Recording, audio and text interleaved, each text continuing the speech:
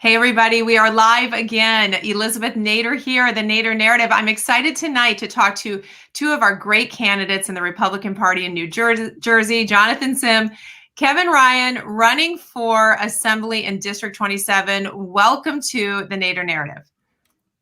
Thanks, this is great. Elizabeth, thank you so much for having us on your show. Well, glad to have you here. I want people to get to know who you are, what you guys bring to the race.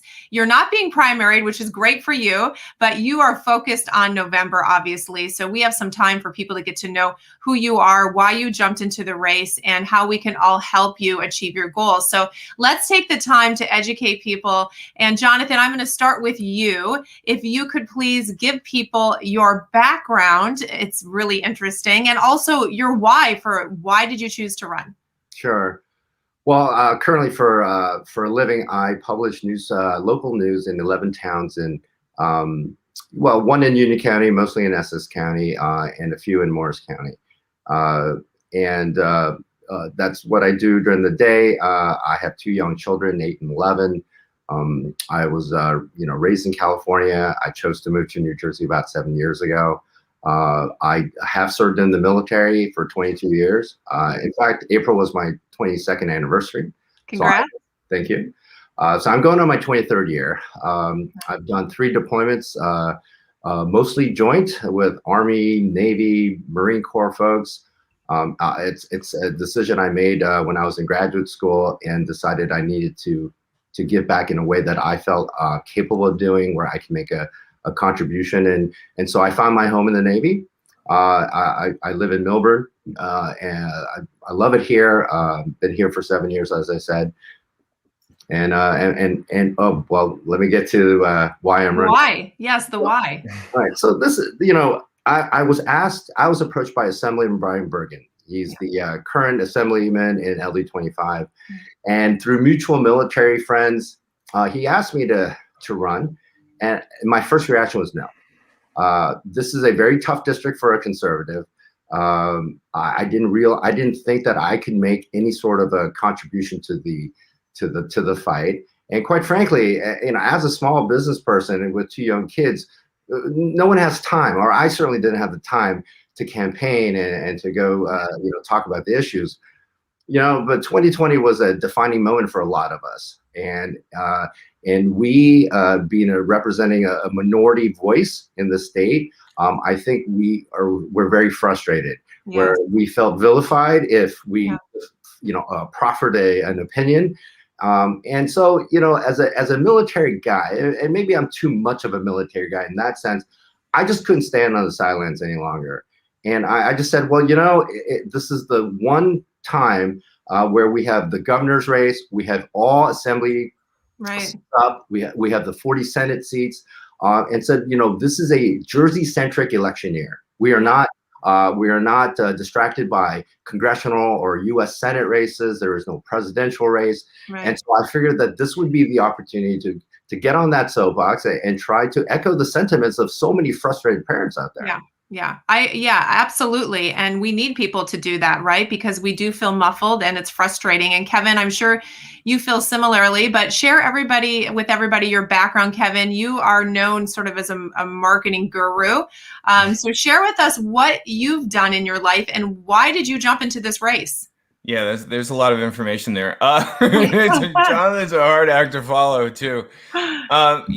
It's a spiritual decision. Yeah, I grew up in upstate New York, in not a super urban area. So Milburn and Short Hills would be like what I would refer to as a big city. So I've lived in New York. I lived in New Jersey, Illinois, California for 10 years. I have worked for ad agencies for the last 20 years or so. And that's really what my firm does is digital strategy and helping people communicate better, use technology better, have a stronger approach to strategy. And that's sort of the strategic mindset that I think is kind of missing, or one of the great opportunities that we have. Agreed. Yes, agreed. We need that in politics. So what made you decide, with that experience, and I know you have a podcast and you're well known in your industry, Why politics? Why run in this race this year?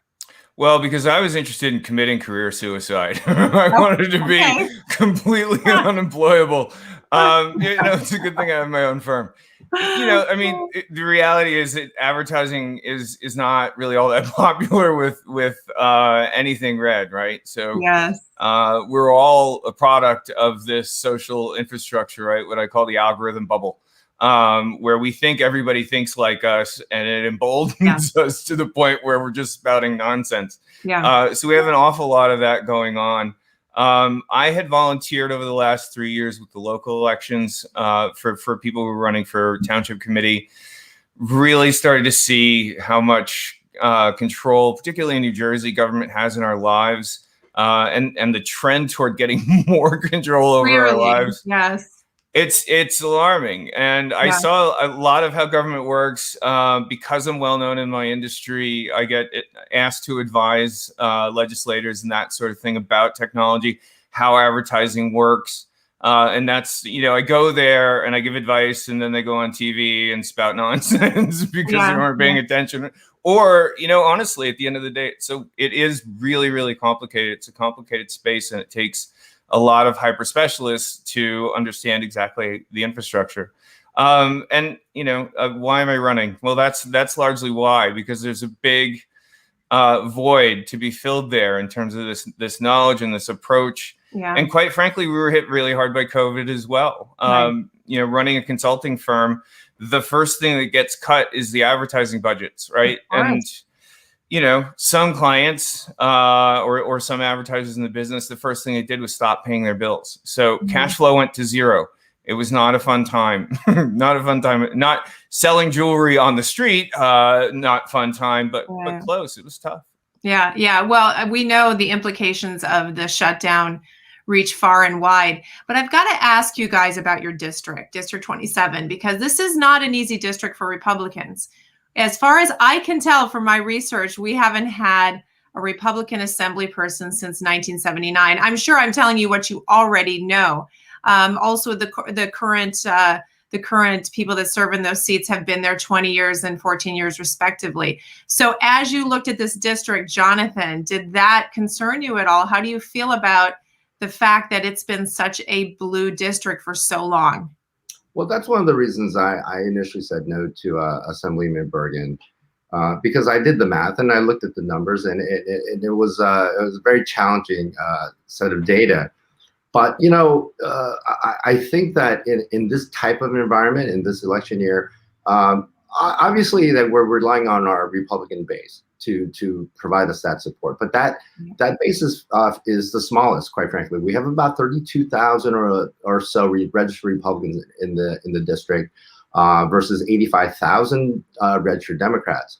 So the key here, I think, is the appealing to the independents. There are 65,000 of them. Right now, not every year, but on average, I would say that if you look at the assembly races over the past 40 years since Republican has been in office, you see a trend of about 29,000 or so votes for the winner, and largely Democrats. And Republicans, we have as low as 8,000 voters in a turnout, as high as maybe 16 or so.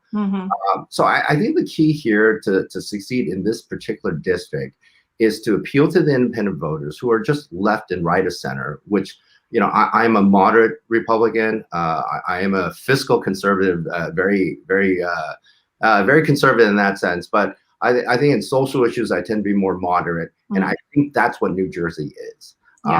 And that's who I hope that Kevin and I can appeal to. Yeah, we are a moderate state. We are much more moderate than it would appear in Trenton. Kevin, as a marketing-minded individual, how do you look at this district? Because I'm sure you come at it in a different way, that numerically, how you would approach it from an advertising standpoint. How do you see District 27?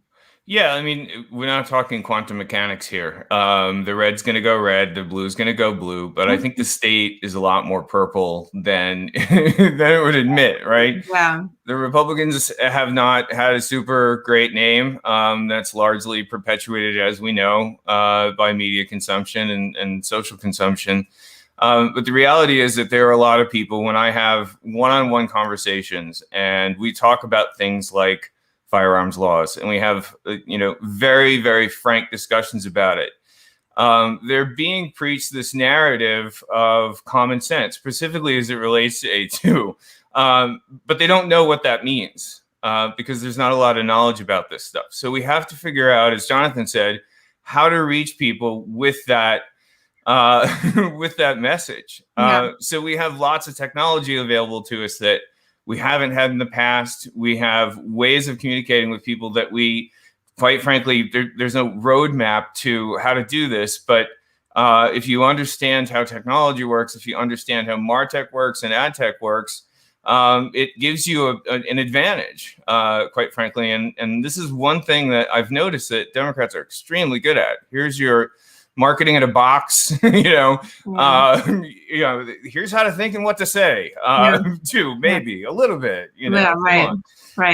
And the Republican Party gets a lot of flack for that because they're just not as smart as that, right? We have to get past this ambiguous Luddite phase that we're in because they're eating our lunch, particularly in this category, and we need to turn that around. But getting pushback and negativity about the party not being as techno savvy as they could be, I view it another way. I think it's a very entrepreneurial environment where you can kind of carve your own road. Sorry about the mixed metaphor, but you can really reach out and you can get to where you need to be without anybody telling you what to do or what to say. To add on to that, I think one of the things that we've seen, I think particularly out of 2020, we talk about division in the country, we talk about division in New Jersey, really centered on political ideology and so forth. I think we as conservatives understand that there are many shades of Republicans. Right. Yeah. We are moderates. We are, very, very far right. We are all these things like every other party. Right. But somehow we get labeled as, oh, we're all right. We're all, we want machine guns in every home. And, like we're fanatics. We're going to fly the flag. And if you don't love it, then leave it, that type of attitude. And that's just not us. Right. So, part of the incentive or part of the mission, if you will, of why I want to go out there and be in the public face is really to not rebrand, but properly brand who we are. Yeah. Because I really do believe that the just left of center and the right of center folks, we share very similar common values. Our core values of family and, hey, let's have a better future for our kids, just give us the opportunity to work hard and make a living. Who would disagree with that? Well, that is not a Democratic or a Republican thing. These are American values of self-reliance and independence, and we just want the freedom. So I think part of the campaign that I think we want to launch is also to show people that we aren't just one type of person, that we aren't one type of candidate, and that our message is more ubiquitous than that. Yeah, and I think that's what's happening in the party. I am totally in line with that, and so many other people in the state are talking about it because the reality is that a lot of the issues that have hurt us so much this year are not about being far left, far right. They're moderate issues or issues about civil liberties and freedom and just being able to make choices for your family. So let's get into some of those issues and the ones that are really the hot ones right now in New Jersey, the ones that I think are on top of mind for so many people as a result of what's happened in the past 15 months. Let's start with medical freedom in general. I want you guys to share how you feel about that category, how you see, what does that term mean to you? Because it's being used a lot more frequently now, and I'm not sure everyone totally understands what it means, but they should be able to put it more in place now with what we've been through. But Jonathan, what does medical freedom mean to you, and where do you stand on medical freedom issues? Well, medical freedom, that particular issue is probably my biggest, I would say it's one of the top three, and it encompasses, vaccine choice, medical freedom, and really driven by my kids. So, in 2020, like I said, we've all went through a very traumatic year. Medical freedom, particularly with COVID, and I had COVID and I tell people I had COVID when COVID was COVID, Right. I was out for 2 solid weeks. You were sick. You were really sick. 104-degree temperature nearly every day. Yeah. All the symptoms that's been mentioned in the public, and it was bad. And I live with two 84-year-old Right. parents. Right, my mother has uterine cancer. She still lives with it. My father has diabetes and dementia. My wife and I take care of them, and I have an 8 and 11-year-old. So I'm living with the most vulnerable and the least vulnerable people in our society, right? And I, of course, I'm the only one in the household that got COVID, right? So what medical freedom means to me, again, it's mislabeled. If anyone talks about medical freedom, we are labeled as anti-vaxxers. You're anti-science. You care about no one else but you. What about the public health? All right. That is so far from the truth. Right. And so far from reality. And quite frankly, it upsets me when people label me that way or label us that way. All right. Just a quick aside. So a friend of mine, who I've known for probably 15 years, said, "Hey, I just heard you're running. How do I support you? What is your budget? What do you need from me?" All right. Then on social media, I would post, "Hey, we should have a choice." And that's all it really comes down to. Medical freedom means just medical choice. Right.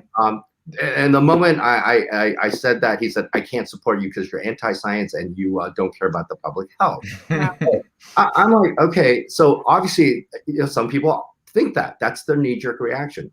But is it so wrong for an individual to say, "Hey, I choose a certain drug that I want to put into my body and some things I don't"?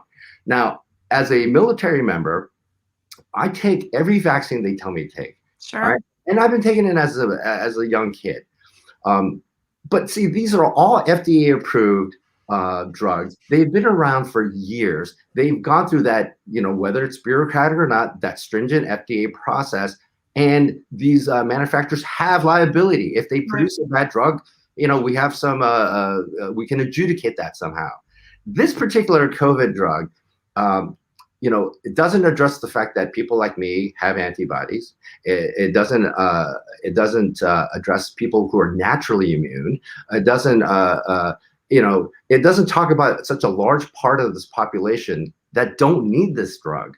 Certainly the kids who, are symptomatic for the most part and so forth. And so I just don't want to take something that I don't believe in. Yeah. And now that is, in and of itself, maybe even a simple kind of a yes/no thing. But where it gets difficult is, when Rutgers mandated the COVID vaccine for 71,000 returning kids, a population that is so least and so not vulnerable to this, infection, and it's a publicly funded institution. And when they were the first ones to do that, 250 other universities jumped on board. That's right.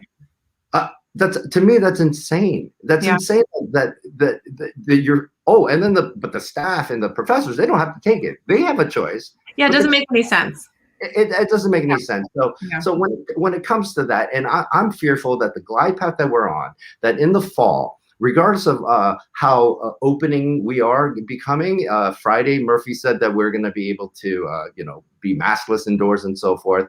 But I'm concerned that something will trigger something. So by the fall, they're going to require, children to go back into public schools. And I don't know what to do about that. Yeah. Now, I have the luxury, or I had the luxury in 2020 to pull my kids out of public school because I refused to send them to an all virtual learning environment. It just didn't make sense. So I pulled them out and we been in private school. Yeah.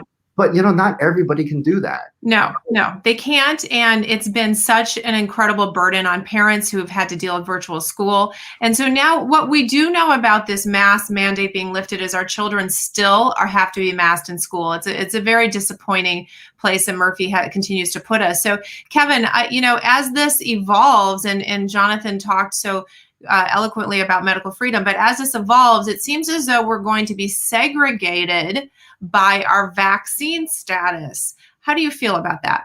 So this is the ever discussed slippery slope, right? So we start here and we end there. And I had this discussion with Phil Rizzo last week in Harding. I think we all agree on the destination. I think what we're, I think where we're having a problem is the journey and getting there. And just, I agree with Jonathan and everything he said. Unfortunately, you do get labeled as anti this or that. Maybe you can get him to send me a check instead of you. Maybe we can spread that love around. I think you should be able to make a choice. I think you have to be able to make a choice, because it is really a slippery slope. And we start making decisions like this for people. People aren't governing themselves anymore. Their medical liberties go right out the window, and for a variety of reasons, which have been oversimplified and tagged as they always are, right, and labeled, as Jonathan pointed out. We're running into this situation where we're having to deal with things that have never been dealt with before, and we're not making great decisions about that. And the way that manifests itself in society is that, and I'll give you an example, went to a friend's house the other day, and he did not mean anything by it, just made a joke. Oh, you're vaxxed, go on inside. That kind of thinking, it's become this subliminal, I have to be this way, so therefore we all have to be this way, and we have no choice. Yep. And that's a big deal, because once you start taking those choices away, it opens the door for all manner of abuse. Absolutely. And, you said it's American to have the choice, right? That's an almost American value of a choice of what I'm going to put into my body. But let me use that to transition to what is also very American, which is 3 functioning branches of government. That is absolutely 100% the way our country is built and the way our state is built. But Jonathan, we haven't exactly had 3 fully functioning branches of government in New Jersey for quite some time. We've got a king, if you will, who is issuing mandates. And, he tried to codify that last week into law. Where do you see this heading, and how would you have done this differently had you been at the helm in Governor Murphy's shoes when the pandemic broke out? Well, here, that was a very scary bill that was introduced. And, and thank goodness that there was some common sense somewhere that within 2 days that bill was halted and it may be rediscussed, it may be redefined and what have you. But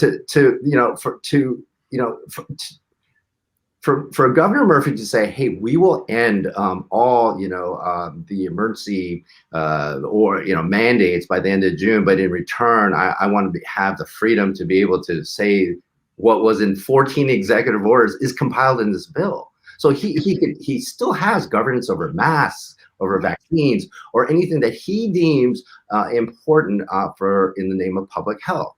So, all of 2020, Murphy has mandated a lot, and we know that, and we've lived under these mandates for excess of 14 months. Right. And and I'll tell you, and what upsets me almost more than when Murphy's actions is all the other silent assemblymen and the silent state senators who said nothing, who never went public and said, I disagree. There's been a few on both sides, all right, but not enough, right? And I'm just tired of, it seems like Governor Murphy believes in science, but only political science. Yeah. He doesn't believe in science. He doesn't believe in health science. Political science is the only science that he touts, because that's all I see, right? And it's really frustrating for an average guy, right? Look, I got a mortgage. I'm working every day. I'm trying to serve my country in the Navy Reserves. I've got a lot on my plate. And when these things don't pass common sense, smells, right? You start wondering, saying, something doesn't make sense here, right? So then this is to my earlier point. I'm concerned about the glide path that we're on. So and a quick example, and after I got COVID, I looked into everything. I didn't believe CNN. I didn't believe Fox News. I wanted to get to the original source documents that was the basis of an article, was the basis of some broadcast, and throughout that, I tracked all this data, and I wanted legitimate sources. I wanted sources that people recognize so well that they could never say, no, that's fake news, or that's a one-sided statistic. So I got everything from either the CDC or the New Jersey Department of Health.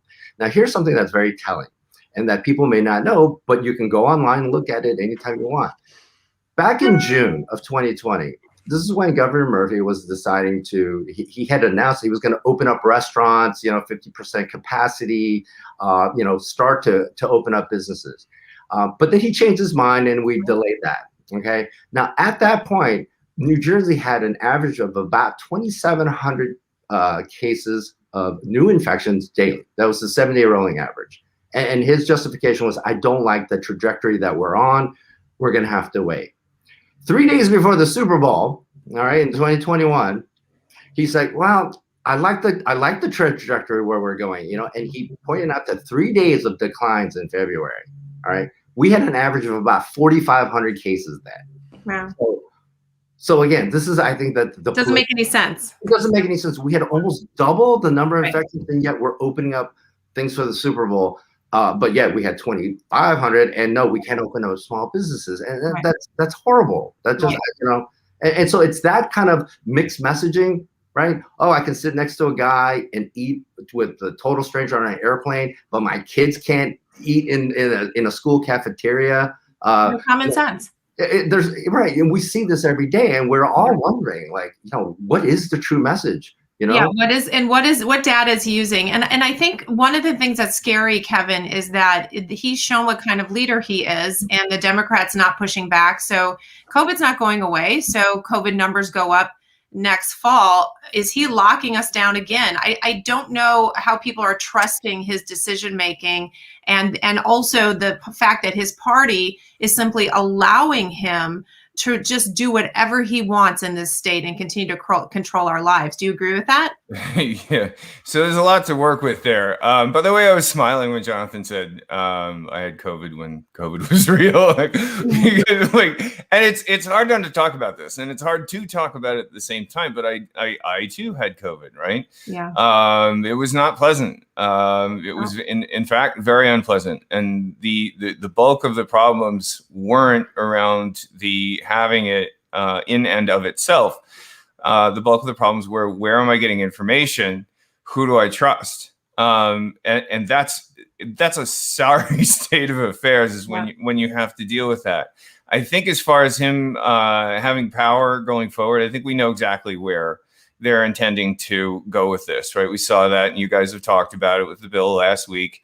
Your power begets power. Right. And getting it back, we say this is a joke, and we were dismissed as conspiracy theorists at the time. People who get power don't like to give it back, and you're going to have to work 10 times hard to get those things. And it's been tough from that respect too. I have 3 kids in the public school district. So my job is run the company, try to keep things quiet in the house somehow, make sure I have enough bandwidth to do conference calls, and drive kids around who are all on different schedules, who are all on different mask requirements, who are all on different timelines. So putting together these, I think maybe this is a little bit of academics having too much time on their hands to put together these crazy schedules without any consideration for the people who are trying to run businesses, for people who are trying to keep their worlds moving. Right. So we're seeing entirely too much of that. I'm driving kids around to school, and my neighbor's kid and another kid are the only kids on the bus that I'm paying for. And it just doesn't make a lot of sense. Right, right. Well, you talk about power begets more power. Once you have power, you want more. Once you lose your rights, once you lose one, you lose more. This is also the slippery slope, isn't it? And I use that to say, Kevin, I know you particularly have a passion for the Second Amendment. And I would like you just quickly to weigh in on where you think that should be in New Jersey. What are our challenges there? So New Jersey is ranked second in the country as with the strictest gun laws, which is interesting to me because I've lived in California, and California is number one. And one of the firms that ranks companies is the Gifford Law Center. And you can imagine what their political agenda is. Just go look at the website. Really strict areas get an A, not strict areas get an F. Right. So New Jersey effectively has no Second Amendment because you have to apply for permission to purchase a firearm. And that's an important exception. And you can argue with how steep these laws are. We have background checks. We have multiple layers of government that looks at, are you worthy enough to purchase a firearm? But we don't listen to what we have. We just keep piling on more laws. We need more and more and more. And we're being preached this common sense narrative. And common sense isn't, I have multiple layers of government. I'm not trying to sell an agenda that is so restrictive that your rights just eventually disappear. And there's a lot of really good examples of that in New Jersey. We need to focus on what we have, figure out what we have is what is working and what's not working, and not try to pile on more laws. And a really good example of that is the initiative. This is a federal initiative to make the .50 caliber cartridge, which is an enormous cartridge, and the argument to make it illegal. And the argument is that we're going to have snipers at the end of runways shooting down airplanes. Wholly impractical, wholly improbable scenario, but that's what's being sold to the public. And you have Murphy again today commenting on the recent gun violence in New Jersey. Absolutely horrible situation. Right. But instead of saying, I'm paying attention to this and I'm going to do something about it, he kicked it back to the federal government and said, the federal government, once again, we've done, I really don't think there's much more that New Jersey can do. I think we need to focus on what's really happening here. Yeah, that's interesting.